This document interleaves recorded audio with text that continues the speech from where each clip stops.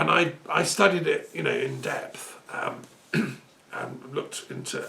studied Eliada's great work on shamanism, because American Indian religion is really a branch of shamanism.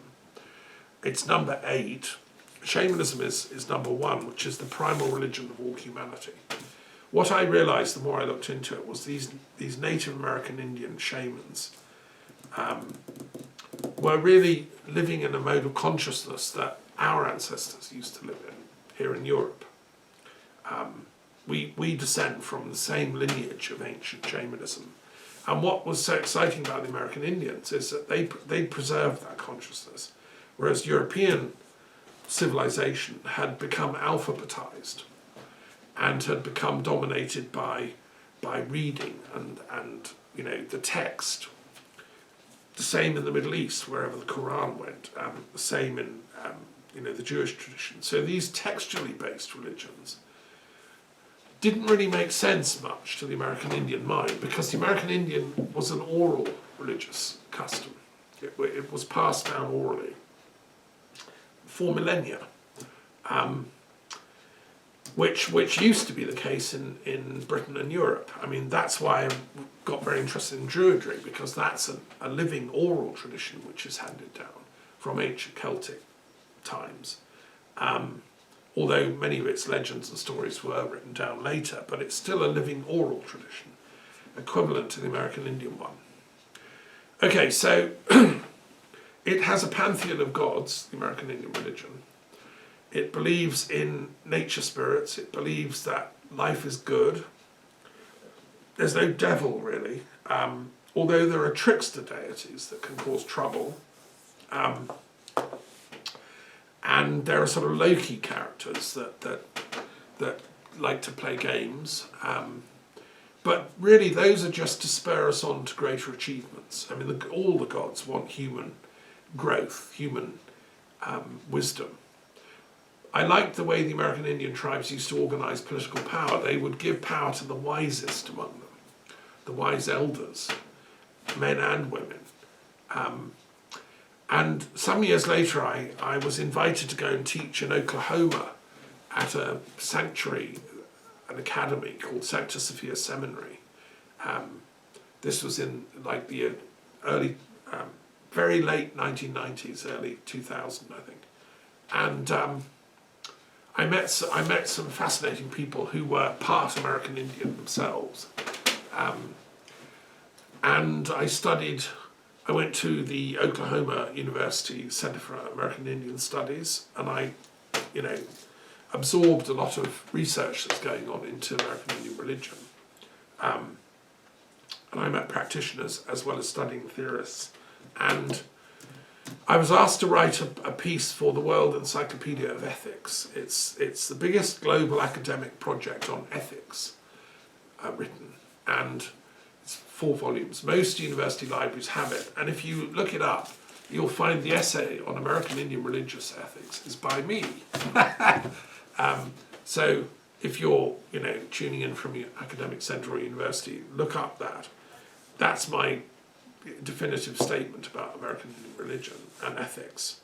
I also discovered around that time, I think, a really interesting American Indian native elder, a shaman called Deganawida, who was a historical figure who lived before the white men ever came to Americas. And I reckon deserves to be as well known as Moses or Buddha or Christ or, Lao Tzu or the others. He is their equivalent. And he was a sage who taught peace. And he devised a system for mediating between disputes in his day in the Great Lakes region, north of New York State, and on the Canadian shores, Toronto and so on. All these tribes are fighting amongst themselves, just as human beings do. The American Indians weren't perfect. We should dispel the idea that, the noble savage living in America was a saint. No, they had their devils too, and they had their Judas figures and, whatever. But they also had Deganawida, who brought a teaching based on his own spiritual experiences on how to resolve conflicts and how to make like a confederation of the tribes so that they would delegate authority to the kind of peace council that would adjudicate and therefore prevent wars breaking out. And this was a successful experiment in mediating and managing conflict, coming from this religious elder. And his life story was preserved, written down, and the law, it's called the Law of the Great Peace, was written in bead writing, wampum beads. The American Indian tribes where he was from, they didn't have alphabets, they didn't have writing. They would write things down in beads.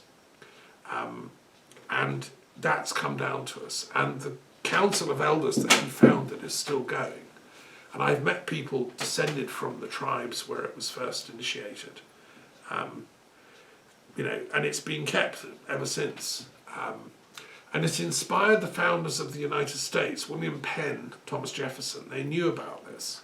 They knew these people, and they went and put into the American Constitution bits that they could.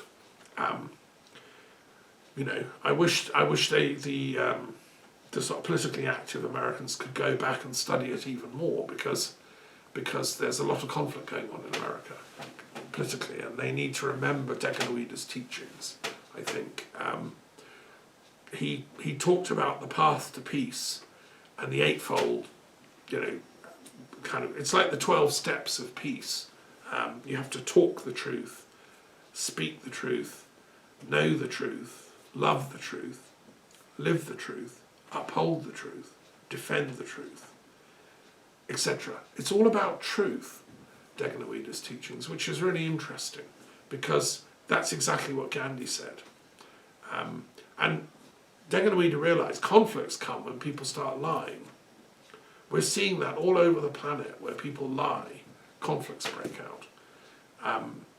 Ahura Mazda and the Zoroastrian teachings say exactly the same.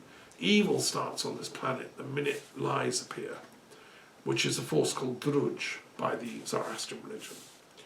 So anyway, I learned about Deganuida, and if people are interested, they can look him up, or they can read my essay in the Encyclopedia of Global Ethics. So that's all fascinating. How does that relate to Theosophy?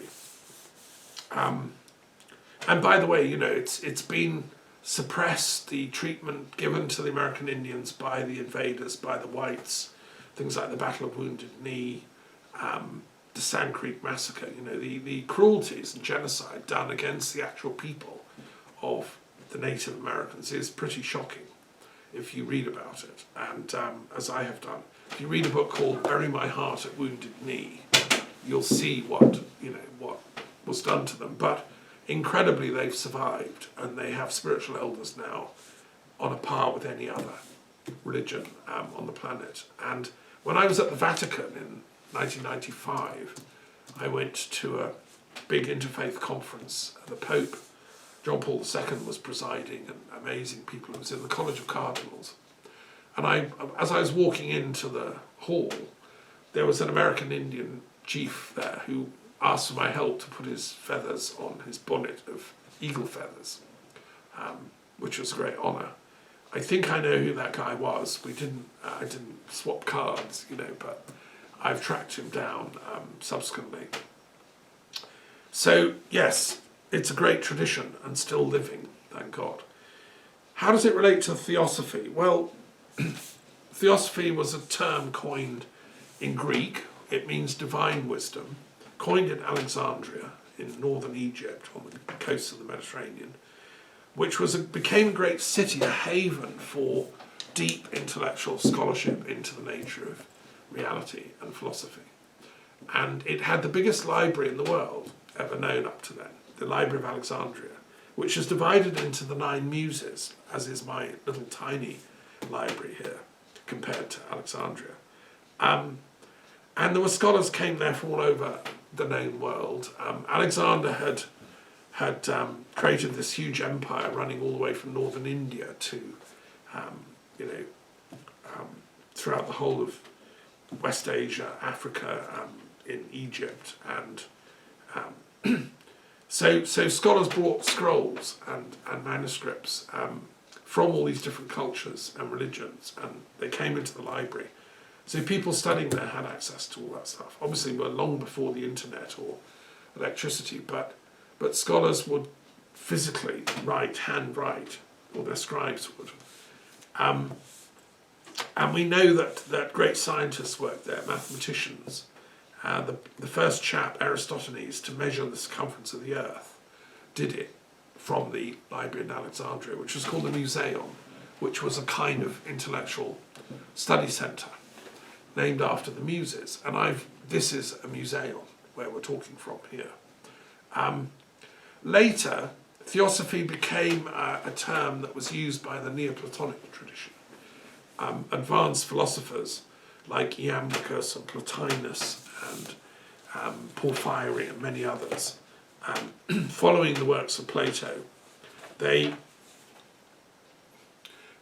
came to the same conclusion that the Buddhists had come to, which is that behind the universe's complex forms is a divine mind.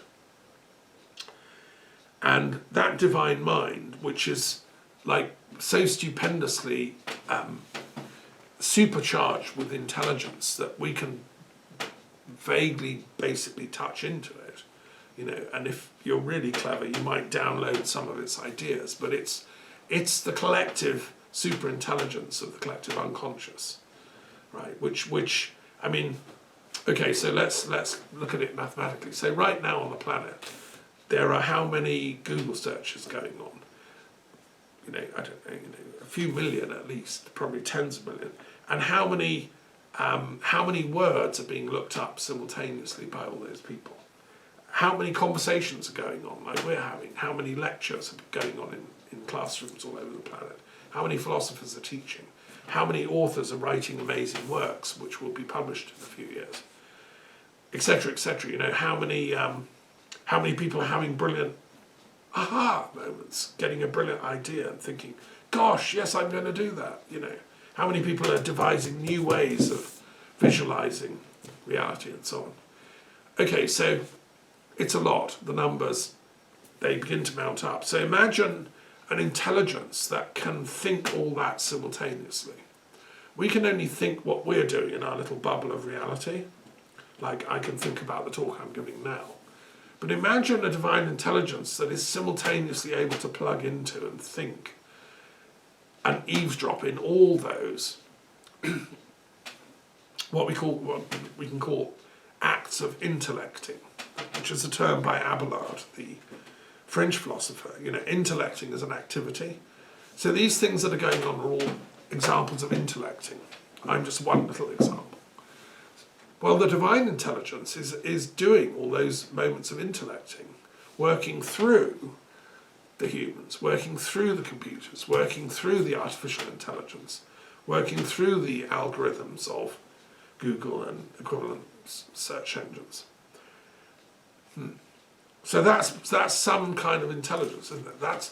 So let's call that divine intelligence. Let's just say it's divine intelligence, right? Well, that doesn't explain it, but it just names it. So what I did when I lived in Scotland is I set up a centre for the study of divine intelligence. How can we begin to study this? Like it would appear to be behind the structuring of the human body and the cells, which are incredibly complicated. Okay, inside my brain at the moment, and everyone's, is millions and millions of neurons all quivering away and having little aha moments. Well, how's that possible? How did the divine intelligence come up with that concept? I mean, it's pretty awesome. It's very much like trees. As a Druid, I would always go back to the tree for my attempt to understand stuff. And that's why we touch wood if we want to really understand something. I've got an amazing book upstairs just published in French called Arbre, which is a study of trees. It's amazing. Very recent scientific research. And there's one page which is tree diagrams of the root systems of trees. Two scientists, who I think are Dutch, spent 10 years or so studying how different trees, like apple trees, oak trees, etc., what are their root systems like? And how can you map them? I don't know how they did the work, but there's a chap called Erwin Lichtenegger, 1928 to 2004, and Lore Kutschera, 1917 to 2008. And they produced this atlas of tree roots, very finely drawn with just black pencil or ink. And they're incredibly complex. Some of these root systems stay close to the ground, so they're only like a foot or two below, but they stretch out for dozens of yards. Others go really deep down, like as deep down as the tree is tall. And each is unique. But what I thought, looking at these tree diagrams, which are reproduced in this book, Les Arbres, was that looks like neurons. The mapping is exactly the same. So the divine intelligence, right, behind us, behind our brain structure and our neurons, which makes us able to have conversations like this, is the same divine intelligence as behind the structuring of the trees. I think it's fairly obvious if you look at it, and these diagrams make it absolutely plain. So as a Druid, that I'm home when I see that, because yeah, of course they are. That's why the Druids said that all sound comes from the trees, and each letter of the alphabet is a different tree. They got there intuitively. These guys, Lichtenberger and Kutcher, have actually mapped the things, which is amazing. Okay, so they figured this out back in Alexandria, that there's got to be a divine intelligence behind everything. Because to say otherwise, I think, would be to commit the error of hubris, which was the thing Greek philosophers don't want to commit, which is arrogance. Like, no, we don't need divine intelligence, we can explain everything materially. No, we can't. I think now my colleagues in the Scientific and Medical Network, some of the great minds on the planet, are beginning to try and make advances into what this divine intelligence is like.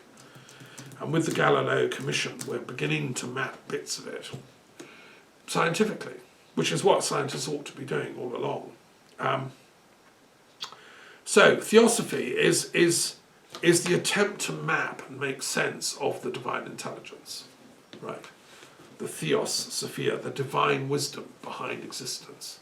Now, the other thing that's interesting about Alexandria and the museum is that that's where the Bible was first translated into Greek. And I didn't mention the Bible as one of my go-to books. Obviously, I'm deeply into biblical studies, and this is a version of the Bible I bought in Canada in the late 70s, and I've had it ever since. It's heavily, underlined passages. The Bible is premised on this idea of divine intelligence. There's a God that does the creating, right, of both humans and animals and earth, air, fire and water, and the planet and the sun and the moon and everything. The Bible is fundamentally a textbook about the divine intelligence behind everything, and how he speaks through different prophets, different sages, and through Jesus, and through apostles and St. Paul and all the rest. I mean, it's a fantastic read. It's like a thrilling adventure story of how the divine intelligence comes into history. And it was translated and studied by the scholars in Alexandria. We would never have our Bibles were it not for the Museum of Alexandria. Actually, it was the leader of Egypt that said, let's get that Bible those Jews are always going on about, let's get that translated so we can all read it. Because it was only in Hebrew at that time. And so a bunch of Jewish sages went to Alexandria and spent weeks and weeks working on it, which is fantastic. So, but I would say it's not the only script about the divine intelligence. I would say if you read the Quran, which is my other go-to I love it book, and I've done commentaries on both of these as a philosopher looking for the deeper meaning of them. The Quran is another download, so to speak, from the divine intelligence, the same divine intelligence that created the trees, root systems, and the neurons of the brain. Muhammad didn't have the intellectual, capacity to explain things in detailed scientific and mathematical formula. He wasn't a learned man, but he was a deeply good, humble and profoundly kind and gracious man. And the Quran is an amazing text, again, to understand this divine intelligence.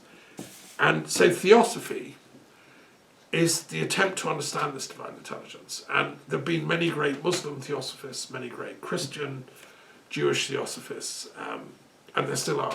I've been fortunate and blessed. In the 1870s, Helena Blavatsky, who was a Ukrainian, Russian, German, esoteric thinker, who travelled all over the world, went to Tibet, met her teachers, Moria particularly, and a man called Kuchumi and others, supposedly legendary, but a good friend of mine, Jean Overton Fuller, wrote an amazing biography of Blavatsky.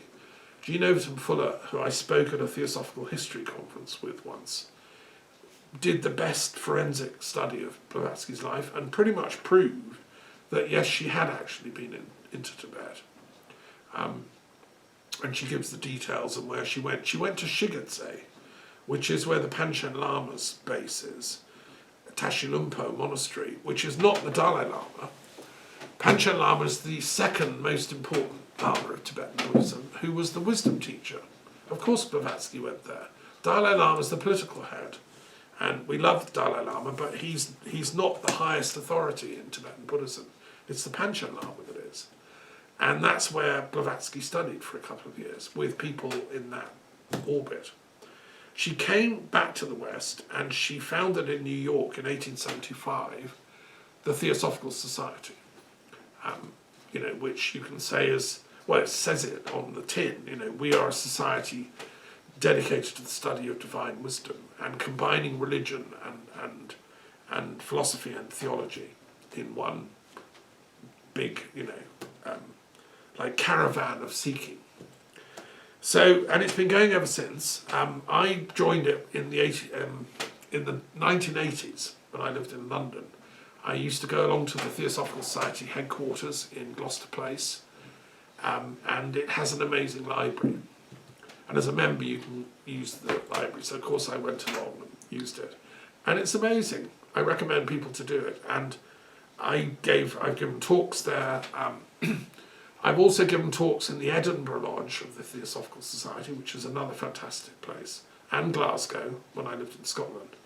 I've also given talks in the, of all things, the Israeli branch of the Theosophical Society, which is also flourishing in Ramat Gan, a place in Israel. And there are many Israeli Theosophists. As I said, there are many Jewish savants and sages, because Theosophy drew heavily on the Kabbalah. Madame Blavatsky knew about the Kabbalah, which is esoteric Theosophical Judaism.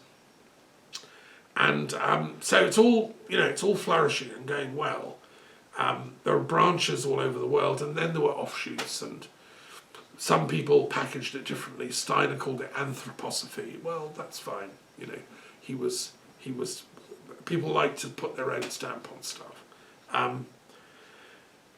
It's still going, but the trouble is that, and the Theosophical Society, which influenced Gandhi in the non-violence direction, we're still fighting a close-run contest between what Blavatsky called the dark lodges, which want violence, cruelty, power, black magic, versus those of us that want peace and justice and love. And it's a moral struggle that humanity is undergoing. And the American Indians said the same. I mean, Daganoweda, who was definitely a kind of great sage, he was the master magician of those people, along with Quetzalcoatl down in Mexico, who was a similar sage. They also have rivals and enemies. Daganoweda was 3 times nearly killed by his rival, who hated him, who did not want peace because he wanted more fighting and war. He liked scalping people. He thought that was what good Indians should do, have a great fight and then you take the scalp off to prove you won. And that's what all young braves like to do. And so when Daganoweda came along and started preaching peace and non-violence, he got really angry, and he saw it as a threat to him. And he tried to murder him 3 times. But miraculously, 3 times he failed. Deganoida survived. And eventually he came round to Deganoida's side. He joined the movement.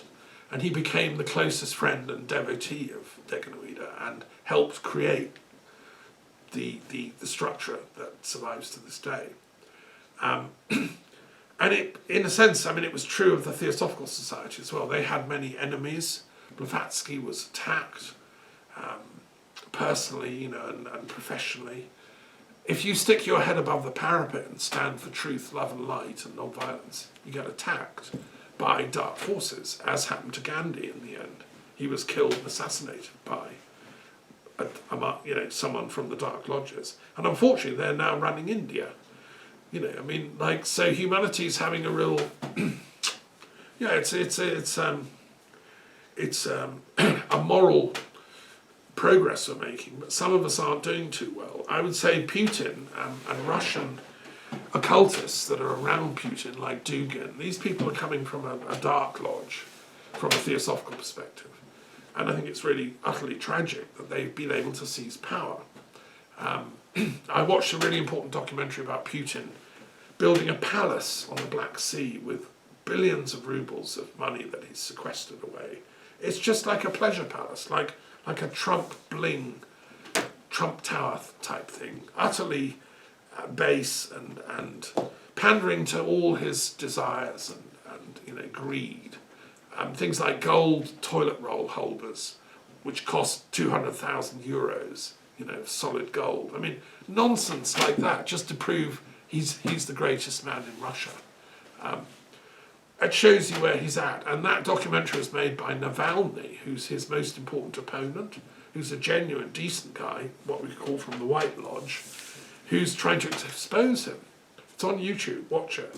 And so Putin has locked Navalny up, tried to poison him with Novichok, which is a deadly poison, and he failed that, but he's got him in a little cell in Moscow, I think, where he isn't due to come out for years and years. I personally hope Navalny gets out and Putin can retire to his palace, just leave the world alone and leave the poor Ukrainians alone. So anyway, it's not, you know, these religions are not done deals. They're guides, signposts to the way. As the Taoists say, the way of spirituality is an ongoing process. These markers, the reason to study people like Deganoida or Blavatsky or Alice Bailey or the other great theosophists, Leadbetter and others, or Rudolf Steiner, is because their struggles show us how to deal with difficulties, how to, you know, if we get attacked or whatever, how to move with that and step aside. Okay, so there's some clues as to why I think these traditions are interconnected. Does that explain a few things? Yes, it does. Great. Okay, let's do another one. Okay. Now, first one is easy. It's the one just next to the first. Yeah. 1, 2, 4. Alchemy. Okay, alchemy, right. And okay. Let's say.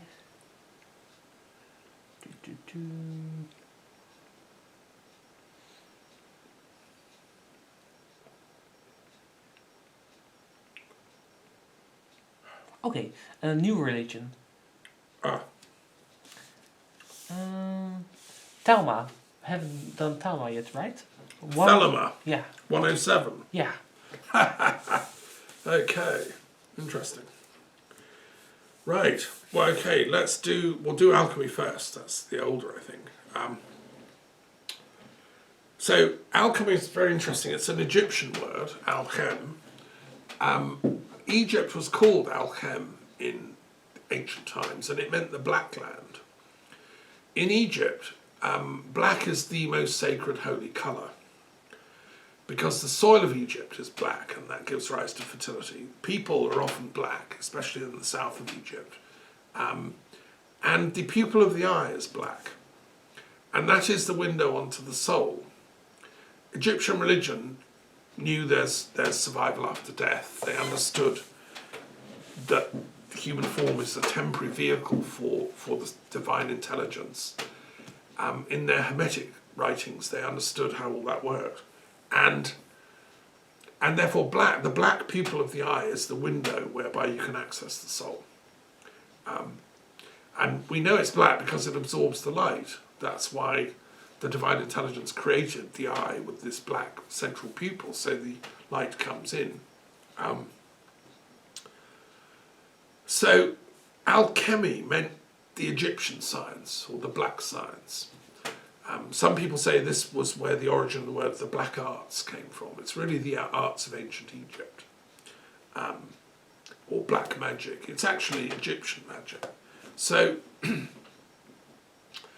Egyptians were very clever people who mastered the understanding not just of the metaphysical world and the realm of the gods, who they called netters, but also the material world. They were great farmers. They understood how to grow crops, how to make beautiful clothes out of cotton. They had amazing, sophisticated... If you go around the Petrie Museum in University College or the Fitzwilliam Museum in Cambridge, there's a fantastic gallery to ancient Egypt. And also in the British Museum, where I used to study for years, there's a fantastic collection of ancient Egyptian stuff, also in the Louvre here in Paris. Egyptology became a big thing after Napoleon went to Egypt and took with him all these savants who studied the hieroglyphs, and they could understand and read Egyptian after Champollion, a Freemason, translated them.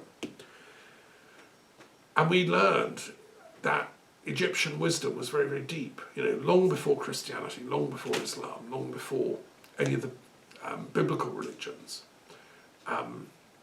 So alchemy was part of that wisdom, and it was to do with, so what we call chemistry, the transmutation of elements, the making of things that chemists do, is really what grew out of alchemy.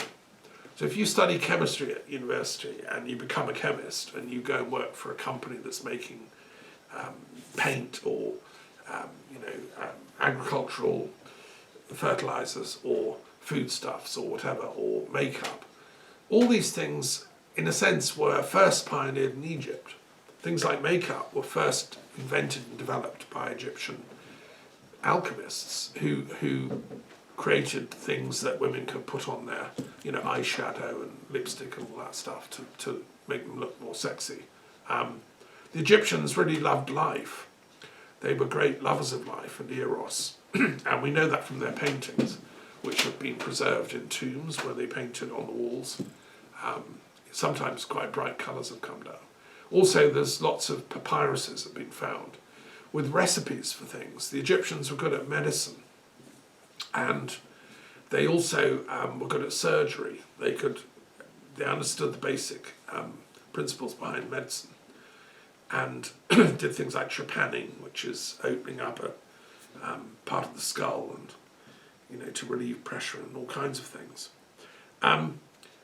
So the knowledge of the chemical reality that we live in was quite well advanced in Egypt. They decided that somehow there's a correlation between stuff, matter, and spirit, metaphysics. And that's what alchemy sets out to try and understand. I mean, we're made of physical bodies, we know that. We have to eat to survive. We know that the quality of our diet will affect our consciousness to some extent. We know that if we take certain pills and medicines, it will kill or cure us. So all that was studied. The actual systematic developer of alchemy as an esoteric tradition was a guy called Zosimus, who came from a place called Panoplis